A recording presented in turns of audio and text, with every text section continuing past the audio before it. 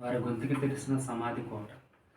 వారి నాలుకతో మోసం చేస్తారంట. అంటే గొంతుకు తెరిసిన సమాధి కోట అంటే వాళ్ళ గొంతుకు తెరిస్తేనే సమాధి ఎలా తెరవబడితే ఎలా కంపు వస్తుందో వాళ్ళ గొంతుకు తెరిచినా కూడా అలాగే కంపు వస్తుందంట. ఎందుకయ్యా అంటే వాళ్ళ మాటలు అలా ఉన్నాయి. నాలుగుతో ఏం చేస్తారయ్యా అంటే మోసం చేస్తారంట. ఏంటంటే నాలుగుతో మోసం చేస్తారంట. మనుషులు ఏం చేస్తారు? మాయ చేసి మబ్బు పెట్టి ఏం చేస్తారు? మోసం చేస్తారంట. వాళ్ళ పెదవుల కింద విషం ఉందంట, సర్ప విషం ఉందంట. వాళ్ళ పెదవులతో మాట్లాడకుండా ఏం చేస్తారంట? శపిస్తారంట. నీతో మంచిగానే మాట్లాడుతూ ఉంటారు, ఏం చేస్తారంట? నీకు ఆమెకి చిన్న మాట కాడొచ్చినప్పుడు ఏమైందంట? శపిస్తారంట. సర్ప విషం కక్కినట్టు పాము ఎలా విషం కక్కిద్దు అలా వాళ్ళు విషం నీ మీద కక్కుతారంట. దేవుని బిడ్డలారా, మరి నువ్వు ఎవరితో స్నేహం చేయాలి? ఎవరితో నువ్వు బలపడాలి? ఎవరిలో నువ్వు ఉండాలి అంటే దేవుని బిడ్డలారా, దేవుని వాక్యంలో ఉండాలి, ప్రార్థనలో ఉండాలి, దేవుని యందు భయం కలిగి ఉండాలి.